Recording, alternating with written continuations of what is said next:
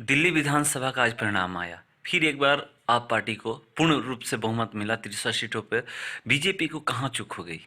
देखिए, पिछले अगर आप 2015 के विधानसभा चुनावों की अगर बात करें तो उसकी तुलना में हमारे पार्टी का वोट प्रतिशत हालांकि 5% बढ़ा है, लेकिन जो हमने सीटों की संख्या सोची थी वो अपेक्षा पे हम खरे नहीं उतरे। चूक हुई है, ये मैं मानता हूँ। हमारे पार्टी के नेताओं ने, कार्यकर्ताओं ने पुरजोर मेहनत की, अच्छे से कैंपेन चलाया, लेकिन गीता में कहते हैं ना कि वो आप कर्म कर सकते हैं, फल की चिंता आपको नहीं करनी चाहिए, क्योंकि वो आपके हाथ में नहीं होता। तो हम लोगों ने कर्म किया, लेकिन फल हमारे अनुरूप नहीं आया।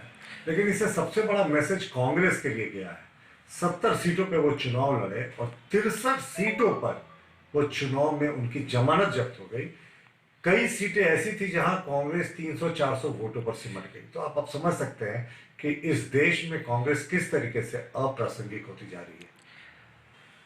आरजेडी बार बार कहती रहती है कि देश से बीजेपी को हटाना है, मगर वहां पर चुनाव लड़ी 4 सीटों पर, उसको 0.05% भी वोट मिला। इससे क्या संदेश जाता है?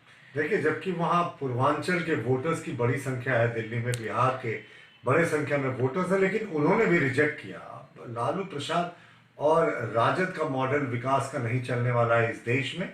जनता विकास चाहती है। तो दिल्ली के चुनावों ने राजद को ट्रेलर दिखा दिया कि बिहार के चुनाव में क्या होने वाला है उनके साथ।